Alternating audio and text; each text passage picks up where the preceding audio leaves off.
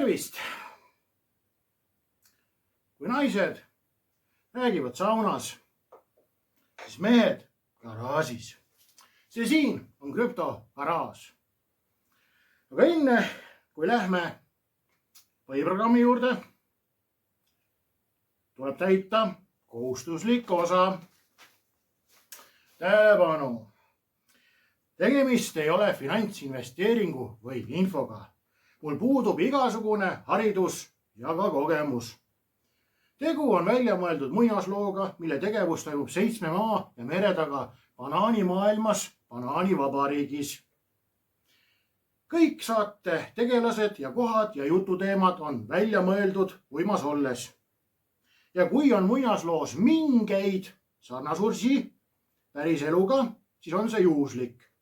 See saade ei ole mõeldud ei naistele ega lastele.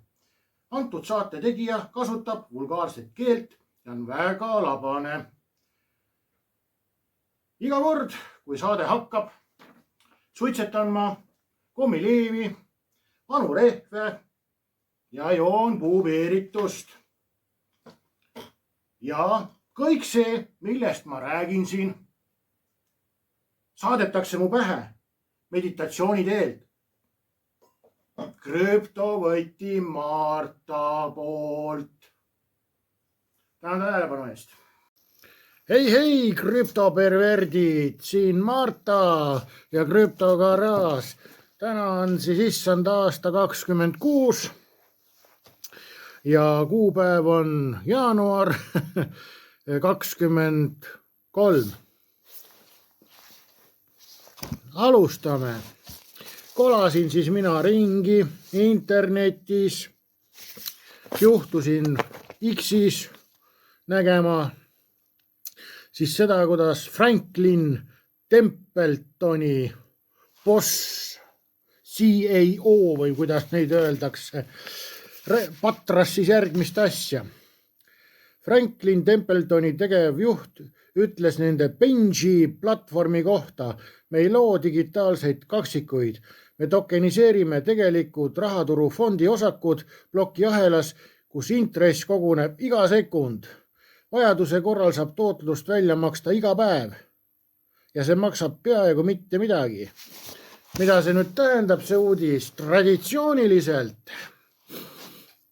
Traditsiooniliselt oli lugu selline, et ja on hetkel veel, et mõnikord on aastas korra sul intressitulude väljamaksmine, mõnikord on ta siis 2 korda aastas, mõnikord sõltuvalt siis asutusest võib ka olla 4 korda ehk aastas ehk kord kvartalis. Ja nüüd siis Franklin Templeton ütleb, et nemad on ainukesed, kes saavad maksta iga päev sulle intressitulu. Mõtle, kui tore on, vaata, tegelikult on see, et kui sa nagu iga päev saad välja võtta intressitulu, et mugav, saad kohe investeerida, osta omale krüptogaraaži kuupilete või mida iganes. Aga räägime siis sellest Franklin Templetonist. Franklin Templeton on maailma üks suurimaid varahaldusettevõtteid, jälle üks suurimaid on ja kõik on siin suured minu saates. Ettevõte haldab siis varasid 1,7 triljonit. Vaat 1,7 triljonit ja ta on suuteline iga päev sulle intressitulu maksma. Pole tore või? Ja mis on siis see Benji platvorm on ja Franklin Templeton kasutab siis oma seda kuradi Benji plokiahelat, mis loodi siis krüptoga. Üks krüptodest, mida ma ei ütle, see on tasulistele, saatsin teile juba kirjad ära, mitu päeva saadan teile kirju, et ostke seda krüptot. Ja siis on veel seal USDC ehk siis Circle, Stellar ja kuidas on siis USDC integreeritud sinna Benji süsteemi. Benji süsteemi on ta integreeritud siis Zero Hashi kaudu ja mis me teada saame veebruar 2025. Zero Hash integreeris Ripper LSUSD oma süsteemi. Nüüd saad osta, müüa, hoiustada ja välja võtta RL USD-d nii XRP Ledgeril kui ka Ethereumil on ju. Multinetwork on siis Zero Hashil nüüd on ju. Vaat. Ripple kuulutas selle välja kui strateegilise partnerluse, kus RL USD muutub kauplemiseks kättesaadavaks Zero Hashi kaudu ning samaaegselt ka Revoluti kaudu. Zero Hashi tegevjuht nimetas seda sammuks, mis lisab nende ökosüsteemi kõige innovaatilisemat reguleeritud stabiilraha tehnoloogiat. Vaat sulle, kus on nüüd põnevust. Ja nüüd ongi Zero Hash pakub siis tokeniseeritud makse infrastruktuuri klientidele nagu Franklin Templeton. Seoses siis selle Benji ahelaga või süsteemiga, mida Franklin Templeton kasutab, on ju. Nii, ei saa me ümber ega kõrvalt sellest Ripple'ist ja tema siis suurtest vägitegudest. Vahepeal joome taimeteed ja räägime tunnetest.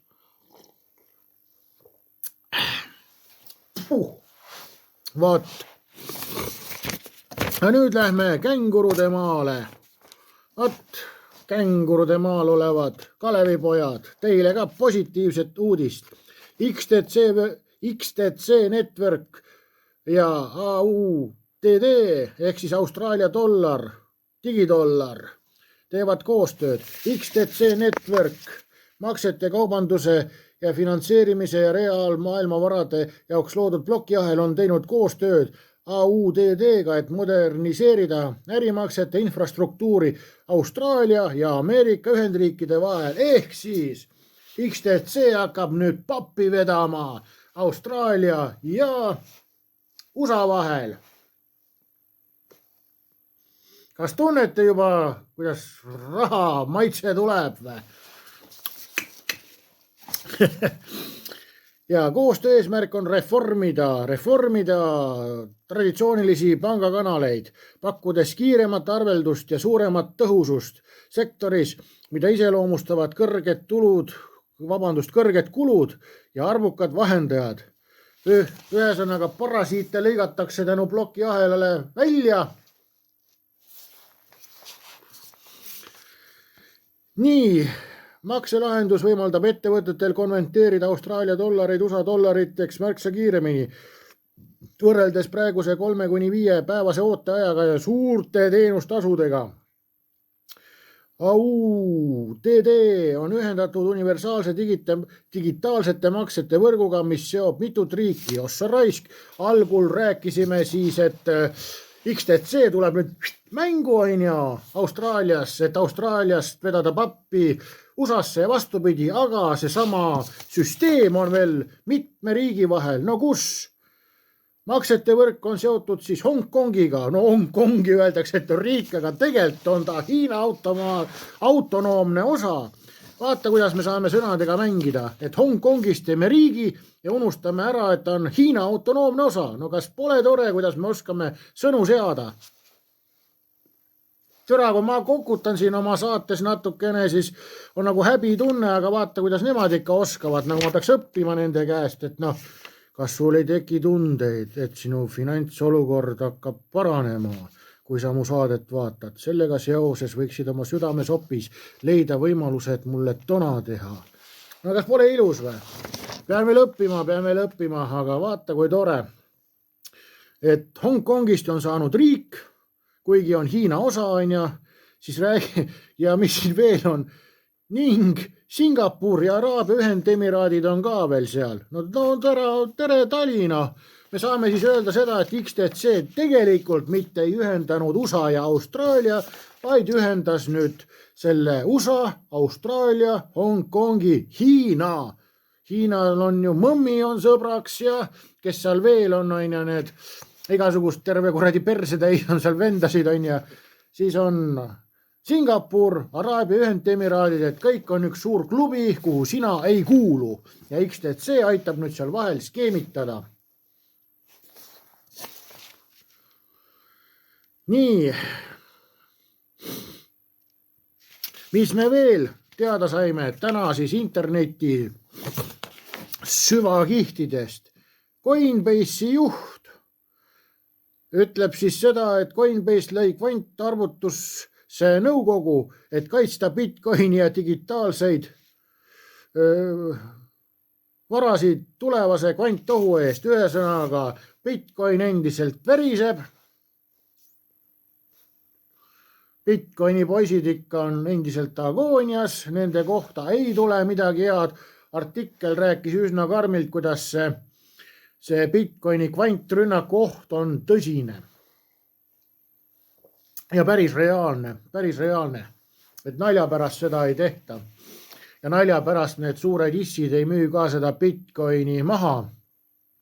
Aga muidugi, kes ostavad seda, on Bitcoini poisid, sest neile meeldib taha saada. Nad on harjunud sellega.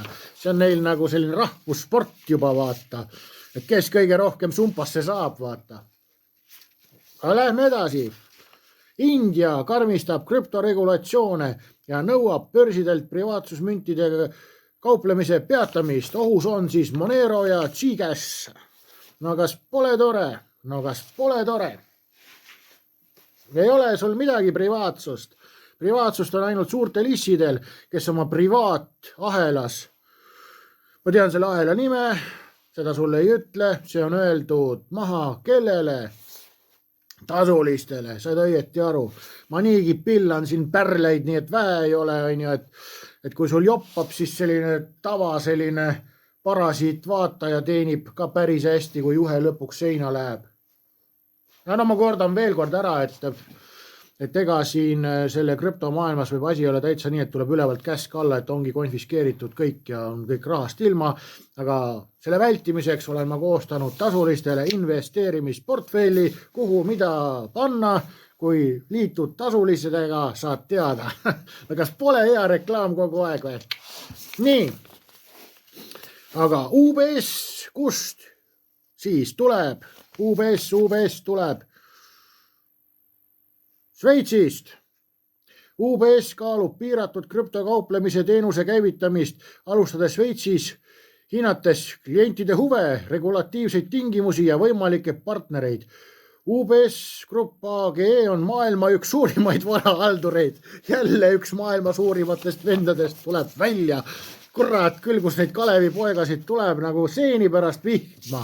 Kõik on suuremad, üks suurem kui teise, ei jõua seda pikkust ära mõõta nendel meestel. Aga UBS haldab siis 4,7 triljonit dollarit. UBS rõhutas Reutersile, me tunnistame hajususraamatu tehnoloogiat nagu plokiahel olulisust, mis on digitaalsete varade aluseks. Hajususraamat on siis DLT, Distributed Ledger Technology, sinna kategooriasse kuuluvad, mis? 4 firmat hetkel minu teadmise järgi, võib olla ka rohkem. Ripple, XRP, Stellar Lumen, XLM, R3 korda, XTC ja Hedera, H-bar. Ja siis nemad siin hakkavadki, UBS hakkab nüüd siis liigutama oma 4,5 triljonit dollarit krüptos ja see on siis kõigepealt ja ainukesena kellele? Institutsionaalsetele klientidele. Nii et sina võid jälle suu puhtaks pühkida, paned pastlad jalga, viskad siin seda, mis ta ongi kaerajaani kandle peal ja sulle pole rohkemat vaja. Sa vajad ainult mida? Krüptogaraaži, vaat täpselt nii, sest ainult siit saatest tuleb reaalne investeerimisinfo. Mine vaata, mis toimub seal päripäevas, mitte türatki ei toimu. Ja siin on niimoodi. Ma ei hakka seda järgi tegema, see on selge sitt, mis seal päripäevas toimub. Aga läheme edasi siis. Uurisime, mis on UBS-i seosed krüptoga. UBS investeeris aastal 2021 konsensusesse. Mis on konsensus? Konsensus on siis firma, kes on teinud Metamaski rahakoti. Konsensus on teinud siis krüptolinea, mida Swift kasutab. Pole tore või? No kas pole tore? Ja siis on lepingud UBS-il veel, millega? Chainlinkiga. UBS Tokenize kasutas Chainlinki digitaalsete ülekannete agendi TT standardi tokeniseeritud fondide reaalaja tehinguks. Keeruline jutt, mitte türatki aru ei saanud, aga see pole tähtis. Tähtis on see, et tal on lepingud. tal on lepingud ja seosed, ta on investeerinud Konsensusesse, kuna Konsensus on firma, kes tegi siis Metamaski ja Linea. No kas pole tore või? No kas pole tore? Mis veel on? Lähme siis HTTPS :// kirjutame rippel.com, võtame sealt insights ja sealt saame teada, et otse Rippli kodukalt, otse karu suust kuuleme suurt tõde. UBS 2016 liitus Rippli globaalse võrgustikuga, et katsetada plokiahela põhiseid rahvusvahelisi makseid ning vähendada kulusid ja arveldusaegu. Ja nüüd täna 23. jaanuaril UBS kaalub piiratud krüptokauplemise teenuse käivitamist. No vot. No kas pole tore või? Tead, need uudised on nagu maasikas tordil koos kirssidega. Aga Circle'i tegevjuht Davosis maailmafoorumi kohtumisel ütleb järgnevat. Circle'i tegevjuht Jeremy Allaire ütles Davosis, et USDC ei ole Visa ega Mastercardi konkurent, vaid neutraalne infrastruktuur tuleviku jaoks, kus tehisintellekti agendid teostavad triljoneid tehinguid. Vot tulevik ongi sinu. Ehk siis Visa Mastercardi süsteemides jooksevad meil Rippel, Stellar ja veel palju muud trippereid ja seda kõike kontrollib AI. Vot meil on siis olemas nutitelefon, nutimaja, nutikõrvaklapid, nutiauto ja jubuke katsub kõike seda. Tšau, näeme garaažis.